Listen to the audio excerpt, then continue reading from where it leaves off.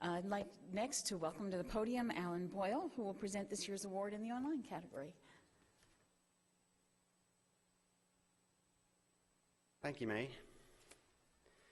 When I look back at my own 38 years in daily journalism, I'm struck by the fact that I've spent exactly half of that time working for newspapers and half of that time working online. So it's particularly gratifying to watch the media outlets that are traditionally associated with print, such as the Reuters news service, take advantage of the internet as well. More and more, reporters and editors are seeing how online tools enrich complex stories and deliver information in ways that other media just can't. This year's online winner is a perfect example. A team at Reuters produced a terrific set of stories titled "The Water's Edge: The Crisis of Rising Sea Levels."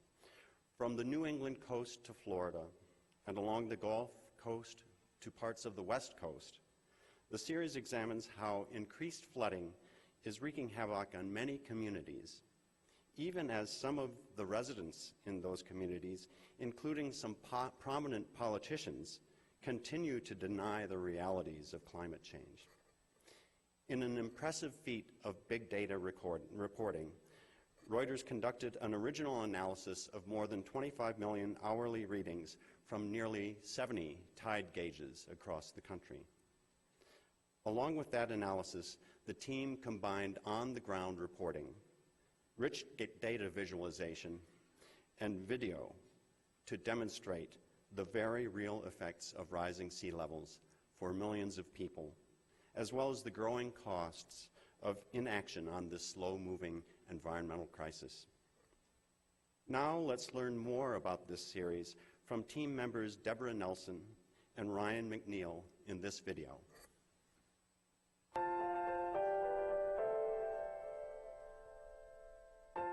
went to Reuters about a year and a half ago with an idea for a project on rising sea levels.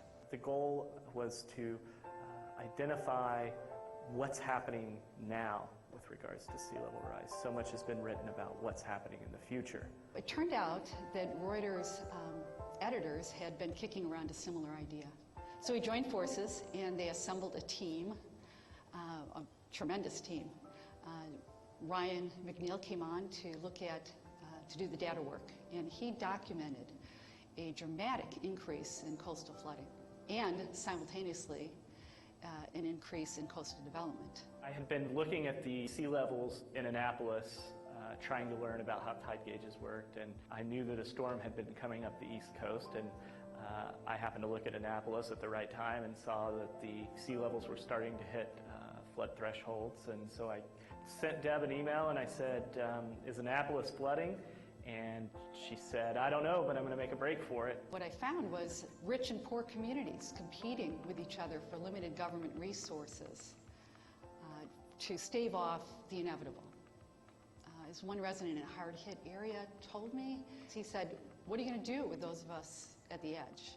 At sites all around the country, flooding is increasing. She started sending back photos of what was on the ground, and you know there were shopkeepers with boards in front trying to bail the water out.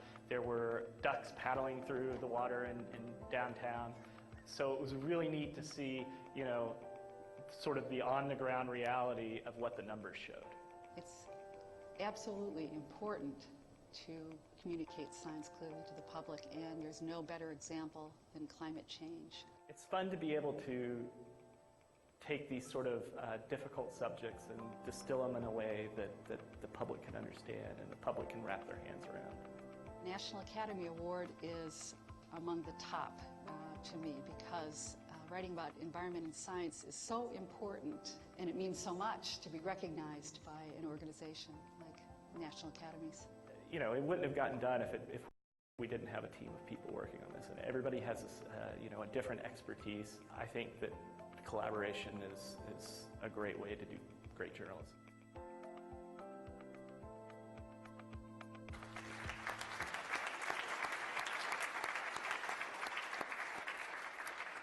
And now here's Deborah Nelson to accept the award on behalf of the Reuters team.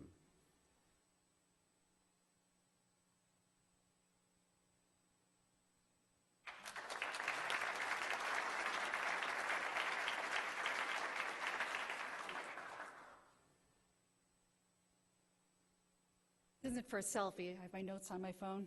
On behalf of the entire Reuters team, thank you so much for this award, National Academies, Keck Futures, and esteemed panel of judges. Thank you, too. There are a few science teachers in my past who are probably rolling in their graves. Their ghosts may hunt you down. This feat was only possible because scientists and coastal engineers picked up the phone, replied to our emails, answered our never-ending drizzle of questions, giving guidance, helping us, with formulas and fact checks. People like Billy Sweet at NOAA, right here in Silver Spring, like Larry Atkinson at Old Dominion, Tom Rupert down at Florida Sea Grant in Gainesville. They all helped us with our data analysis and many other things. Among them, they helped us ensure all those cool data visualizations that the design team created not only would give something people to play with, that they wanted to play with, but also give them accurate, important information about what's happening right now in the communities where they live. It seems to me that that communion of journalism and science, which is encouraged by these awards, is especially valuable when it comes to climate change. I mean, a big rift still exists between what scientists know and coastal policymakers do on the federal and local level. I would start out with like a booming symphony of science right here in Washington that seemed to fade the further I got from Washington and as I headed to the coast. And by the time I got to the coastline, I'd hear crickets. Well, actually, I probably didn't have to go that far. I could just drive over to Capitol Hill and I'd hear crickets. Well, there are many reasons for that. I believe that deep, dogged, independent reporting is an essential part of solving the problem. Which brings me to my fierce and dogged teammates. Please bear with me while I read their names because actually they are all sharing in this award. The award, we can only put down 4 names. But it really takes a village to produce a project like this, and we will be sharing the money with all of them. Ryan, who you met on the video, he's down in Jamaica vacationing right now, but he did all the data work for us. Reporters Bill Tarrant in Asia, and Alistair Doyle in Europe, and Duff Wilson back here stateside. The team of designers who breathed life into the data that we collected. Charlie Zamansky, Christine Chan, Matt Weber, and Troy Dunkley. Jim and Zach on visuals. Editors John Blanton and Mo Tamman, the data editor, who lives on a boat. So I guess you could say he was closest to the issue. I'm an unofficial member of the team, my husband Tom Brune, also a journalist and somebody who really turned me on to data a couple decades ago. All those names add up to a tremendous commitment to this issue in people, time, resources, and creative energy. So let me end with a big, big, big thank you to Reuters.